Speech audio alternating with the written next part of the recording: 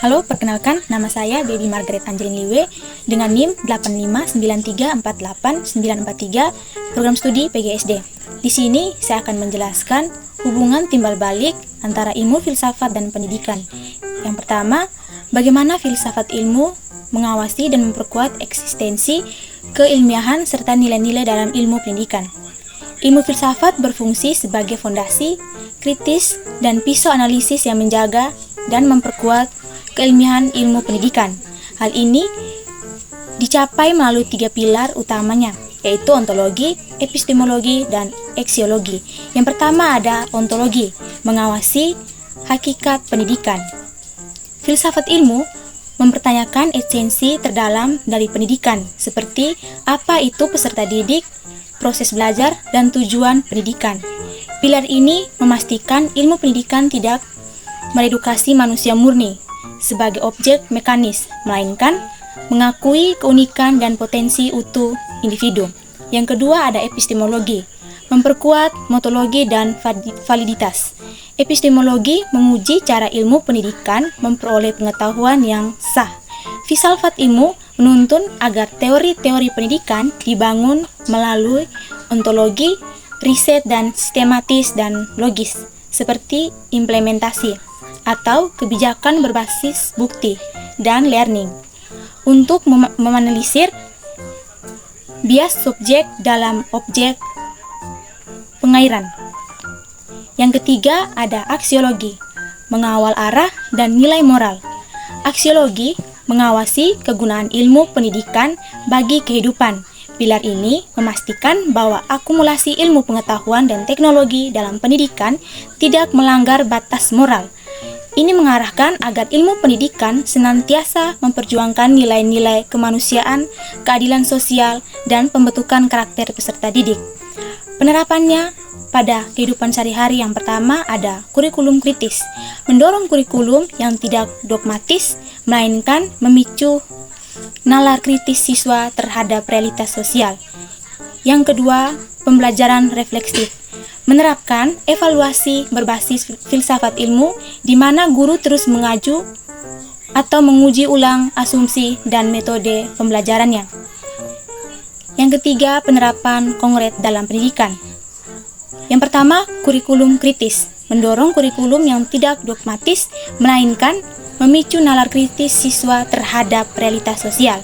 Yang kedua, pembelajaran refleksi, menerapkan evaluasi berbasis filsafat ilmu dan guru terus mengaju atau menguji ulang asumsi dan metode pembelajarannya.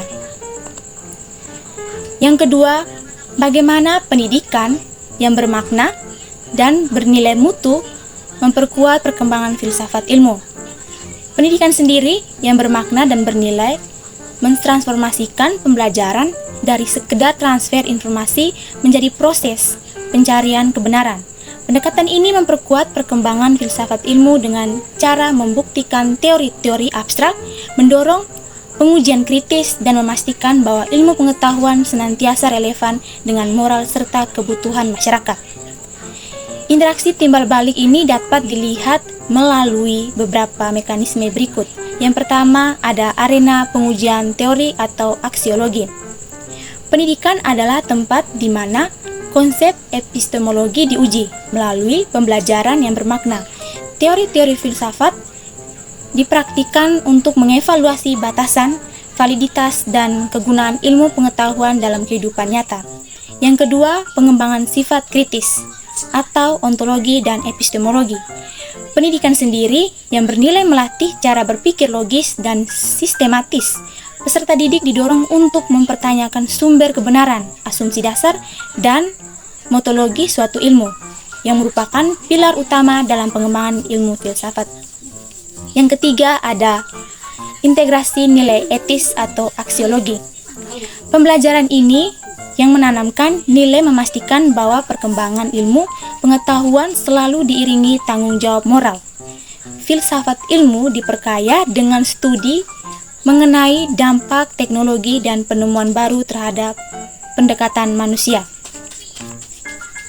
Yang ketiga, mengapa filsafat ilmu dapat disebut sebagai pisau analitis atau ontologi, epistemologi, dan aksiologi?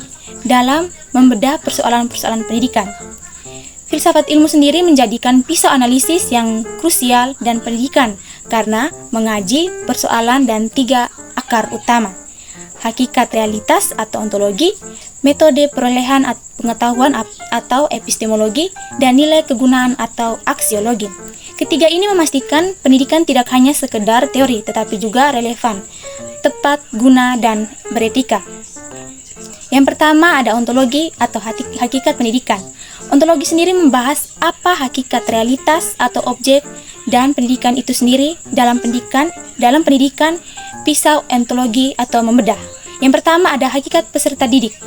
Apakah manusia dipandang sebagai objek yang harus dibentuk atau subjek yang memiliki potensi untuk berkembang secara mandiri? Yang kedua, tujuan pendidikan. Menjawab pertanyaan berdasarkan dan mengenai esensi dari proses belajar mengajar. Apakah pendidikan bertujuan untuk mencetak tenaga kerja atau untuk memanusiakan manusia? Yang kedua, epistemologi, cara memperoleh pengetahuan.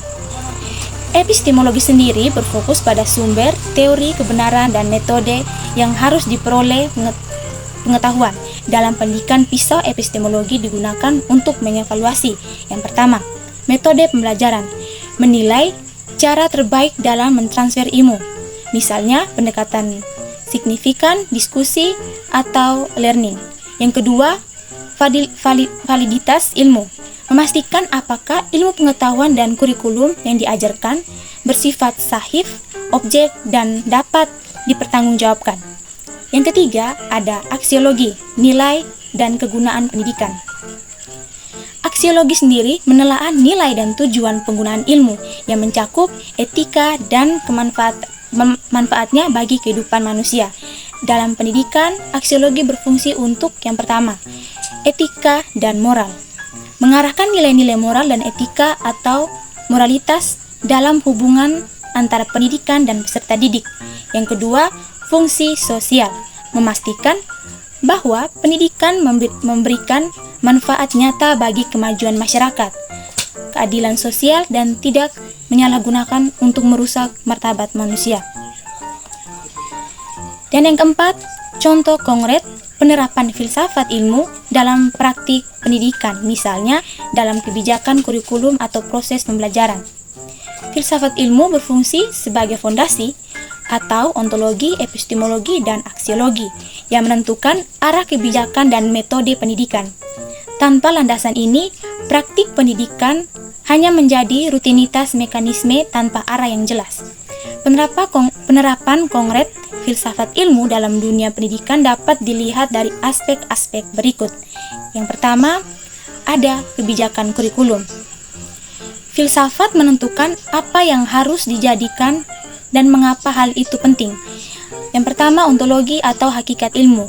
Memandang ilmu pengetahuan bersifat dinamis dan tidak statis. Ini didasari lahirnya kurikulum merdeka, di mana kurikulum ini hanya berfokus pada hafalan materi, tetapi pada pembentukan caranya berpikir, analisis, dan penalaran seperti peserta didik. Yang kedua ada aksiologi atau nilai dan etika. Kebijakan pendidikan disesuaikan dengan nilai-nilai kehidupan dan sosial, misalnya penerapan profil pelajar Pancasila. Memastikan bahwa pengembangan itu memiliki pengetahuan harus diimbangi dengan pembentukan karakter, moralitas, dan kepedulian sosial, bukan sekedar mencetak lulusan yang cerdas secara akademis. Yang kedua, proses pembelajaran di kelas. Filsafat, bagaimana pengetahuan diperoleh atau epistemologi, dan bagaimana interaksi guru dan siswa berlangsung. Pertama, konstruktivisme dalam pembelajaran atau IPA. Pandangan epistemologi konstruktivisme dapat dilakukan secara langsung memberikan rumus atau teori. Siswa diajak untuk melakukan pembelajaran. Yang ketiga ada pembelajaran berbasis masalah. Berakar dari filsafat progresisme, guru memfasilitasi siswa dengan masalah-masalah dinamis, nyata. Siswa mendorong untuk berpikir kritis, kreatif, dan mandiri dalam memecahkan masalah. mencerminkan pandangan bahwa pengetahuan harus berguna bagi kehidupan praktis siswa. Sekian saja presentasi dari saya.